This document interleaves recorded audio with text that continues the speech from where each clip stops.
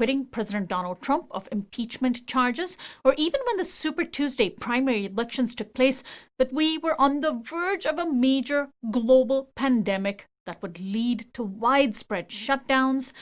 President Trump, who looked like he may win re-election on the strength of a stable economy and low official unemployment, saw his pathway to 4 more years derailed. His supporters railed against Black Lives Matter, refused to wear masks, insisted that the virus was a hoax, refused to believe Trump lost the election, and are now claiming that newly developed vaccines are dangerous. Today, as President-elect Joe Biden puts together a diverse cabinet that may or may not actually enact progressive changes, will survey the past year. My guest is Arun Gupta, who's an investigative journalist written for The Washington Post, The Nation, Raw Story, The Intercept, The Guardian, and Jacobin.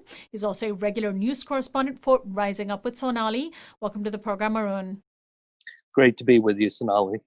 So more than 300,000 Americans dead this year, a figure that we couldn't have even imagined 10 months ago, which really ought to be, of course, the biggest news, but it is competing with so much other news. I want to start first with the thing that I mentioned at the top, which was that President Trump was impeached by the House last year around this time. And then, of course, there wasn't much chance that he was actually going to be convicted by the Senate. And we saw that Senate acquittal mark the beginning of this year. And Trump thought this was going to be his year to, sailing to another 4 years. But that particular acquittal, I suppose, just couldn't have indicated to him or to us what would end up happening, right? There's simply no way to predict it. And I think this is a very important lesson that political activists need to take forward, because I often find a very deterministic attitude among a lot of organizers, intellectuals who think they have, journalists who think they have everything figured out and they know what's going to happen. With the impeachment, there was this attitude like, oh, well, it doesn't matter, he's going to be acquitted. But the reality was the Democrats had no choice. They made the right call. If for no other reason, if they didn't go through the impeachment process, he was going, and which was over him trying to rig the elections to get to pressure Ukraine to bring a case against Hunter Biden. He was going to use any number of other countries to do the same thing. Turkey, Saudi Arabia, Russia, Israel, who knows who would he have been calling on the phone to try and get them to interfere in the election. But, and as we've seen, I think it was pretty clear that he was going to win. It's the coronavirus is what really defeated him. And that should be a sobering thought. And it should even be also more sobering, the fact that he nearly won. In 2016, if I have my numbers right, I believe he lost the 3 key states of Wisconsin, Pennsylvania, and Michigan, or rather he won those by about 80,000 votes. That's how he defeated Hillary Clinton in 2016. This time he lost Georgia, Wisconsin, and I forget what the third, Arizona. By something like 45,000 votes, which is so basically 1 in 4,000 votes was the difference between him winning and losing, despite the 300,000 dead, despite ethnic cleansing, the refugee ban, Muslim ban, concentration camps, refugee camps, despite the severe economic downturn, he still nearly won. And that needs to be at the forefront of everyone's mind, because frankly, I think the Biden administration is going to be a disaster. So we had this pandemic unfold, and immediately it exposed a number of things. One was, of course, just the failures of our capitalist system with so few guardrails in place. The fact that we have no no nationalized healthcare system. The fact that when you have crises like these, you absolutely need government intervention. Anathema to the libertarian streak, especially among our Republican colleagues. All of these things came into stark focus, and also the massive skepticism toward basic science. Recently, we heard about how the CDC had been so deeply politicized by two Trump appointees who came out as whistleblowers, although they no longer work there, but they revealed the extent to which that once vaunted institution was so politicized. So we saw all of these things come to a head that this coronavirus exposed these massive fissures in our government, laid them bare for all to see, right? I mean, coronavirus almost broke America. Yeah, I think that's very, very true. And coronavirus doesn't discriminate, but society does. And so what we've seen is a mapping of how coronavirus affects the country. It's brought into relief. I liken it to, basically like an old plaque where people do etchings, where they put a piece of paper to reveal what's underneath and where you can see much more clearly. And that's what coronavirus has done. The fact that African Americans, Native Americans have died at basically a 2-to-1 rate as white Americans, and Latinx, same, nearly almost 2-to-1, is the result of structural racism that operates in thousands and thousands of different ways. Most dramatically, it operates because people of color tend to be on the lower end of the income and wealth scale because of structural racism. So they are in these frontline jobs. They tend to live in bigger households. They tend to use public transportation more. They have less opportunity and less money to get everything delivered. All the healthcare issues in terms of access, distrust, racism within the healthcare system. And so it is just absolutely unconscionable what we've seen, just this mass killing. And I think one of the most appalling things really is a lot of the media coverage. It is beyond just galling that why do we not see everyday headlines that Republicans are in effect trying to create a public health disaster, and they're succeeding. 3,600 dead on Wednesday, and 245,000 infections, which at a 1.7% mortality rate means in a few weeks that's going to be 4,100 deaths. Why aren't we seeing the newspapers and media saying every day Republicans are causing this absolute disaster because they can get political advantage from it? That's what they did during the Obama years. They caused economic damage for political advantage. Now they're causing this horrific death toll for political advantage. Going back to what we surveyed earlier this year, another thing that would have been hard to predict was the way in which the police killing of George Floyd sparked a new national uprising, a new chapter of the Black Lives Matter movement, similar to what we saw after Mike Brown was killed in Missouri. And the pandemic wasn't able to stop this huge wave of national protest. How significant was that? It would seem to go so much further than what we've seen previously, in as much as a much broader swath of American society finally understood what Black Americans have been saying for so long. To be honest, in my perspective, I think it's very much a mixed bag, right? In terms of like, how do we understand this historically? So on the one hand, you have these absolutely phenomenal, inspiring, massive protests, just this upsurge, and it shows kind of this latent, liberatory left potential that exists in America. That there is a huge swath of the public that is desperate for social justice. And, it's not an accident that this massive upsurge happened during the pandemic. First of all, George Floyd's last words, "I can't breathe," which is the coronavirus is a respiratory disease. People are dying because they can't breathe. Black Americans are dying from it because they can't breathe. But it ignited all the anger and frustration. We saw this brief moment where Trump started to take the pandemic seriously when his real estate friend from Queens died of the pandemic in March. But when it became clear that it was uh, disproportionately affecting African Americans, then suddenly the script completely flipped. And Trump was calling for reopening. Remember, where everything was supposed to be open again by Easter, and the reopen rallies. And so I think it ignited this tremendous amount of frustration. And we saw these shifts in attitude, in terms of a majority of Americans finally getting behind and understanding that there is systemic racism, that there needs to be deep reaching radical reforms within policing.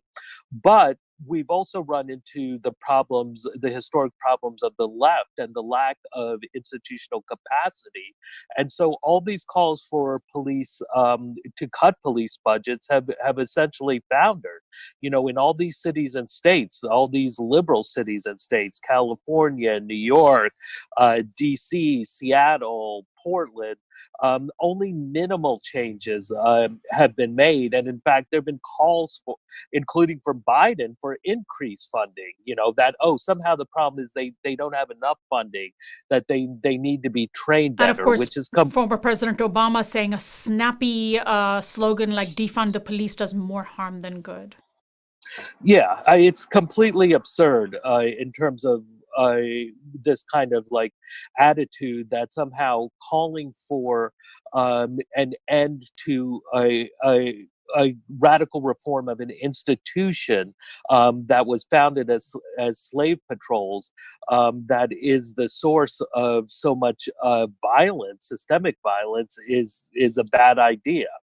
What was interesting also was that you had this moment where a majority of Americans, including white Americans, realized that there was a deep systemic racism in the country, symbolized by police brutality. And then the propaganda started kicking in. The Fox News narrative around the supposed looting and violence and the thugs that were turning Black Lives Matter into a movement that was about violence. And then, of course, you had the federal troops being deployed to Portland, and you had Seattle, and you and I talked about the autonomous zone in Capitol Hill, Seattle, and you had this narrative that sort of upended at least the large white support for Black Lives Matter, which I think was also an interesting exercise this past year in how effective right-wing propaganda can be, right? Yeah, I think that's very true. Certainly a big part of the problem is not just the right wing propaganda, but how many liberals buy into the right wing propaganda.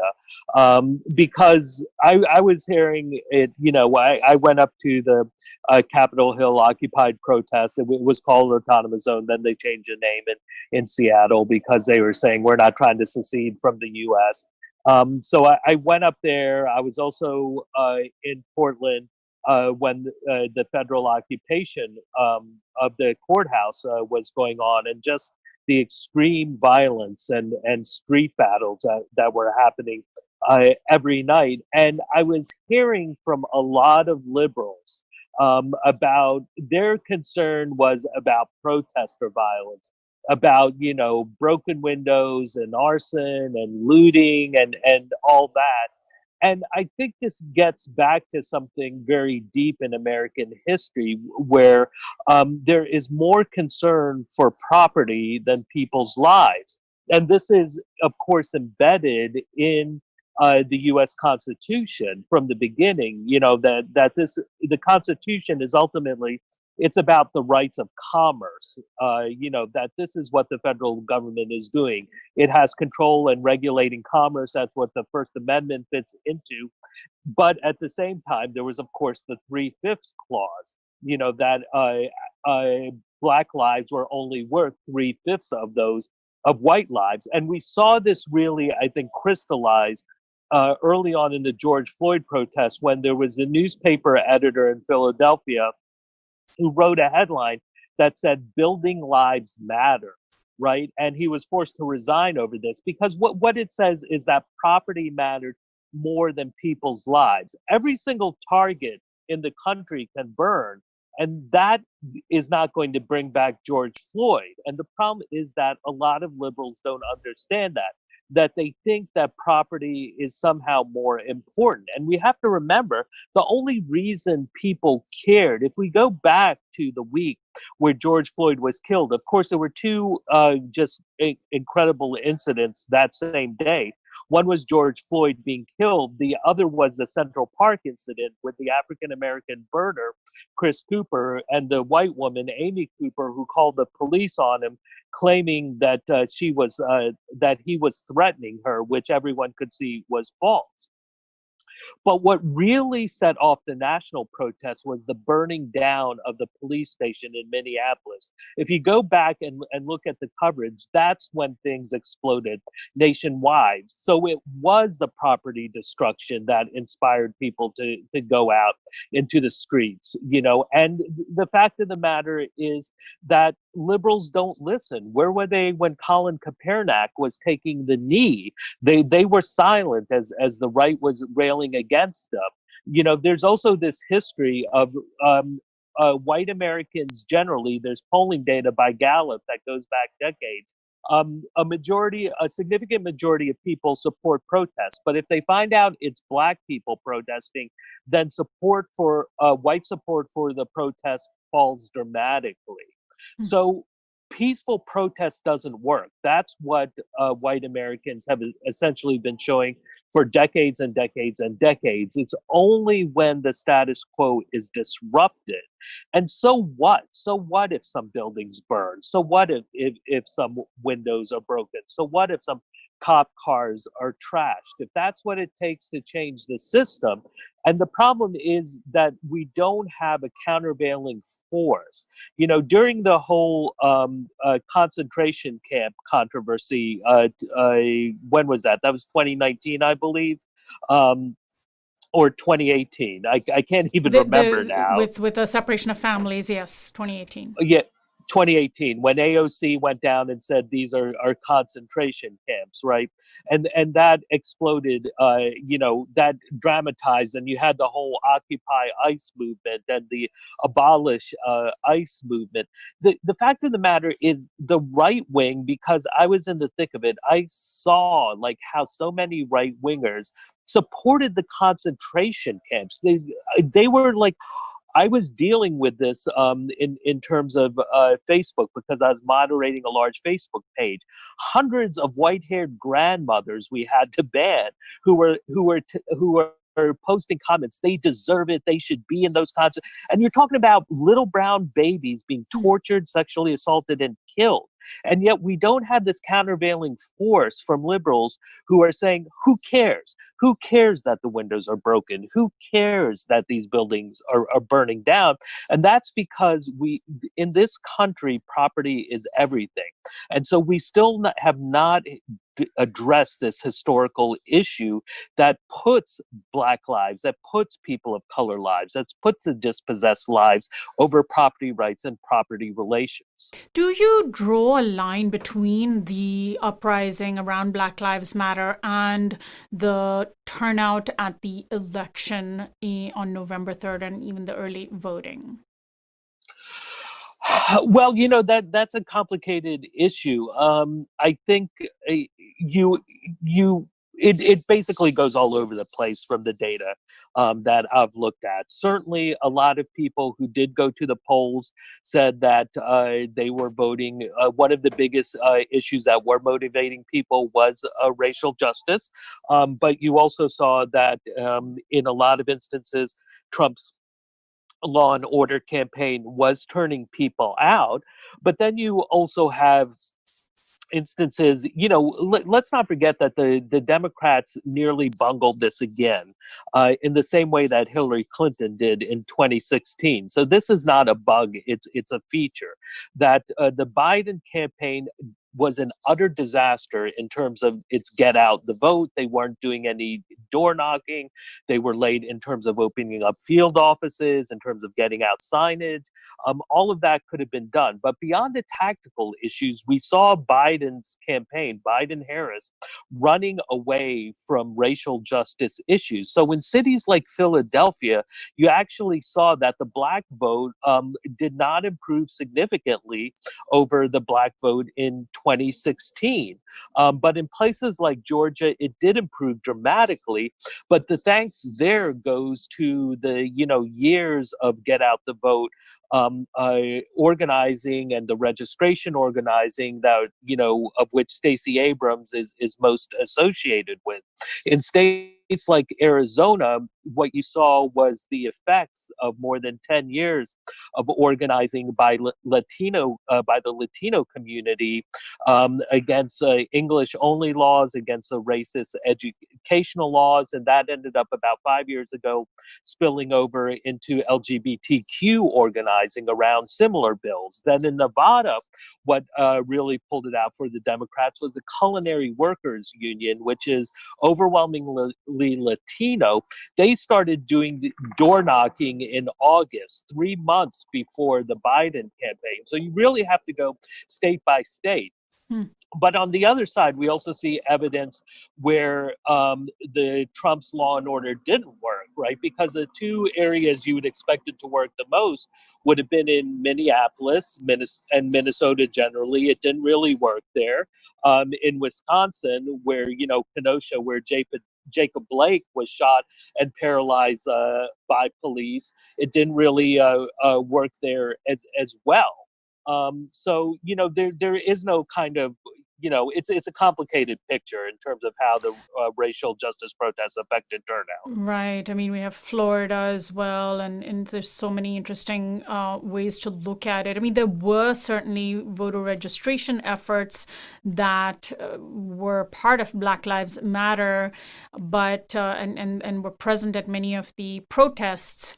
But I think you're right that a lot of groundwork for many years went into voter turnout. And here you have an administration. I mean, there was basically a point where when it became very clear earlier this year that Biden was to be the nominee, that progressives had to face the fact that the only way out of Trumpism was through Biden. And so there was this interesting progressive liberal alliance, which was also part of the history of 2020, which will lead into 2021 as the internal battle within the Democratic Party and the Biden administration. So far, what have you seen from the Biden appointees or those people being touted? The day you and I are talking, we found out that Deb Haaland was named or will be his Interior Department secretary pick. He seems to have placed a lot of emphasis on racial and gender diversity. Yeah, I am not at all optimistic.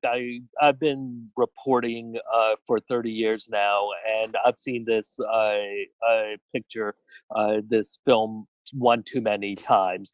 Biden essentially is the third Obama administration without any charisma, without Obama's soaring oratorical skills, or this historic breakthrough of the first African American president. There is no hope and change. It's more stay the course and keep a hand on the rudder.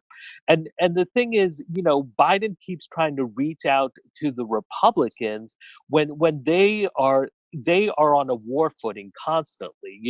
It's not even clear to me that a majority of Republicans acknowledge a week before the Electoral College certified his victory, something like only 10% of the Republican caucus in Congress was willing to admit that Biden was the duly elected president.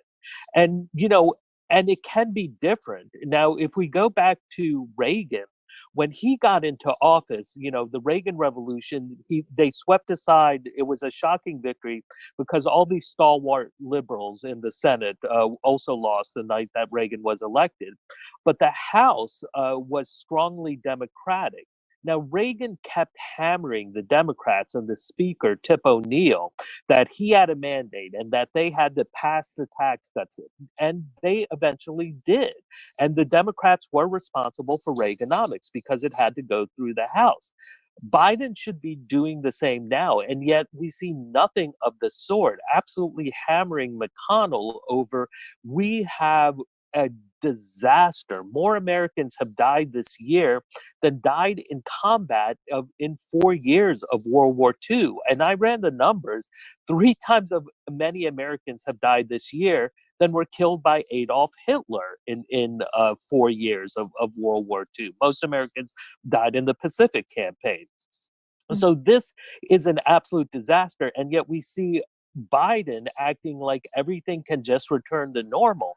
And this is why I don't think things are going to look good, because you have this essentially huge demagogic base, 70 million voters who have gone completely off the deep end. They believe in the most conspiratorial insanity whatsoever. They're completely unhinged from reality. And Trump, I am convinced he's going to run in 2024. Has such a monumental ego that he cannot stand being a loser, and he wants to do what Grover Cleveland did, the only president who was in office, lost, and then was able to be reelected again.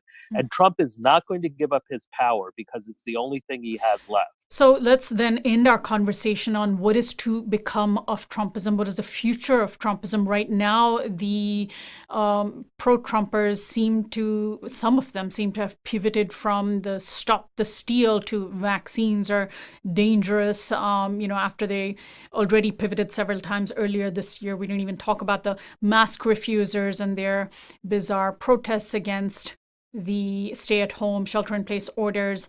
But if 2021 is to be any better than 2020, we're going to need a massive public relations and public education campaign around the importance of vaccines. But we have to contend with the Trumpers and, of course, the Democratic Party's. Every failure will be another win for a potential Trump 2024 run, with the Trumpers getting ready to bring their guy back in office. So where will Trumpism and the Trumpsters be next year? Yeah, I think first let's define Trumpism, because we keep hearing this all the time. And there's this attitude that especially a lot of Republicans have jumped on because of the polling data, and that the fact that Trump was able to get substantial Latino support. Of course, the Democrats and many in the media discovered that there really is no such thing as a Latino community. There are all these various communities, but in some areas, Trump did make some shocking gains, such as in South Florida, such as in the Rio Grande Valley, in Texas, an area that is so poor that it's referred to as the third world of America. So there's a lot of commentators who are saying that, oh, Trumpism, it looks like it's a working class nationalist movement, but it's very important to recognize there's nothing working class about it whatsoever. Trump is not speaking to these workers as in terms of their economic interests. At most, there's a little about energy extraction, appealing to oil workers in the natural gas fracking, such as that, coal miners. But those are small parts of the economy. Trumpism, what it is really a cult, and it's only going to be centered around Trump. He can transfer that to his progeny, to his hell spawn, such as to Don Jr. or to Ivanka Trump, and that is, of course, what we see around the world, right? These nepotistic regimes like the Bhuttos in Pakistan, the Peronists in Argentina, the Assads in Syria, on and on. these kind of dictatorial, autocratic, authoritarian family rulers. But there is no real doctrine behind it, I think, other than white nationalism. But the problem more is that the conditions remain, and the Democrats keep feeding into them. Because if you don't give people a reason to vote for you, this is why Trump was able to make these big gains with Latinos in many states or specific areas, because the Democrats just want to say like, oh, they're racist, so you'll vote for us. When it's just like, no, they want positive reasons to vote for you. What are you going to do to make their lives better? If you don't, then Trumpism can come in with his culture war appeals, with his nationalist appeals, and peel some of them off.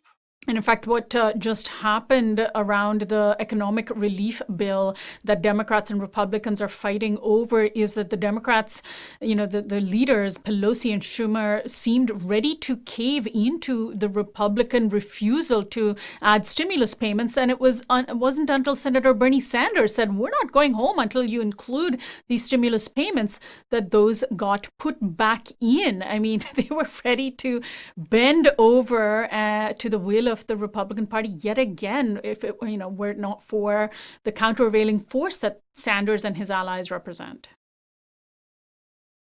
Yeah, I mean, time and again. But what do you expect? I mean, what is Nancy Pelosi worth? Something like $200 million, and she has her $11,000 refrigerator filled with chocolate ice cream. What does she have to worry about? Chuck Schumer is also incredibly wealthy.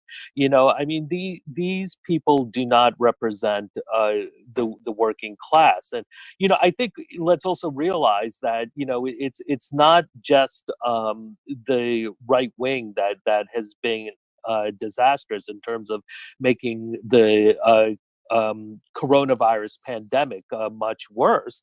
It's places like Silicon Valley, like Elon Musk and Jeff Bezos, who are forcing workers back to work. Whole Foods, which is of course like this, which liberals love. Hollywood. Right, there's been a lot of reporting in terms of like how Hollywood has been forcing workers back into these dangerous conditions because they want to keep making their content. So this, I mean, it's essentially the ruling class. What else can we say? Whether they're liberal, conservative, or fascistic, that has created this disaster, because they know they're going to be fine. They have the access to the best healthcare, to the therapies, to the gold-plated medical care, and they're not going to die from it. Well, Arun, I want to thank you so much for joining us today. Stay safe out there, and I will as well, and I'll see you in the new year. Thanks always for the work that you do. Thank you. You too, Sonali. My guest has been Arun Gupta, investigative journalist who's written for The Washington Post, The Nation, Raw Story, The Intercept, The Guardian, and Jacobin Magazine. He's also regular news correspondent for Rising Up with Sonali. We've been surveying the strange and terrifying year that was 2020, looking ahead to 2021. I'm Sonali Kolhatkar. We're online at risingupwithsonali.com, where you can sign up for our daily newsletter, find our audio podcast on iTunes and Spotify.